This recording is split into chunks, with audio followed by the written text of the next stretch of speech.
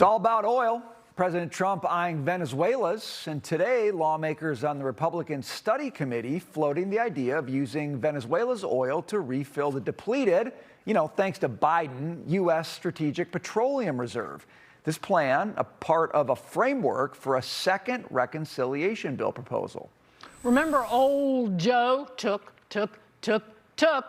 from the reserve to try and lower gasoline prices to score political points. For more, let's bring in a member of the Republican Study Committee, New York Congresswoman Claudia Tenney. Tell us about this proposal, because there are a lot of things in here in the Republican Study Committee proposals that are directed right at what is wise and sound energy policy, but also targeting affordability.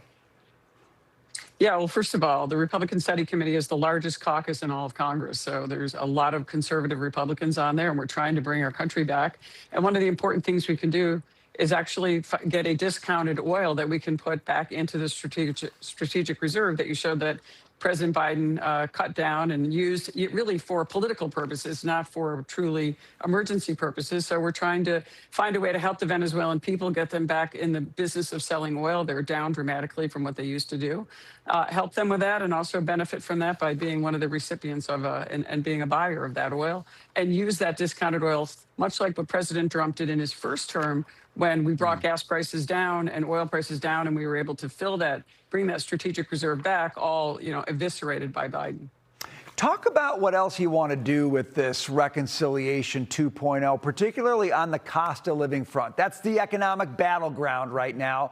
What are some of the things you think you could get done that would actually help people make life more affordable for them? Yeah, well, first of all, there's three main things that drive the cost of everything and are this so-called affordability crisis entirely created by Joe Biden and the Democrats. First of all, there's energy, catastrophically bad energy policy.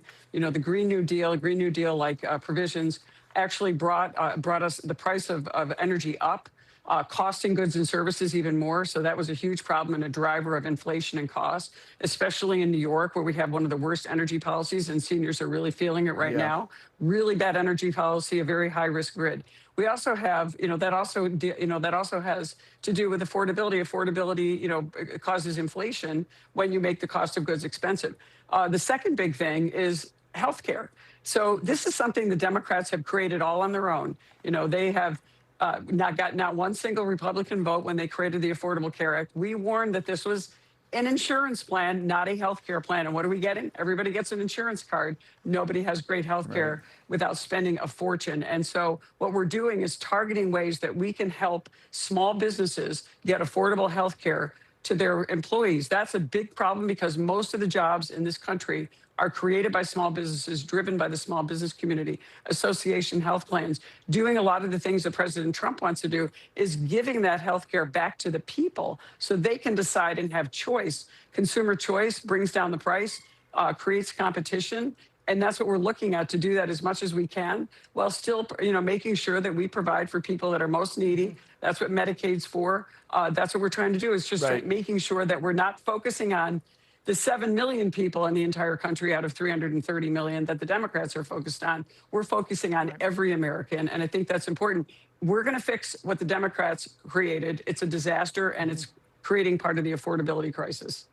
The Trump administration has labeled the Muslim Brotherhood branches as terrorist organizations, Congresswoman, and I know that you've focused on this for some time, as the Muslim Brotherhood has tried to kind of slip radical ideology into the West and Western institutions. Oh, yeah. Well, obviously, the Muslim Brotherhood is a huge disruptor. They've been part of Hamas. They've been fueling disruption all across the Middle East. They're a group operating, as if they're some legitimate organization. They're not. They're funded and helping Hamas and during October 7th and continuing on to disrupt that whole region. Egypt, Lebanon, and Jordan have a huge presence, and that's why the president and Secretary of State Marco Rubio designated them. We can now deploy sanctions against them. We can hold them accountable for things that we couldn't do until they got this foreign terrorist organization designation.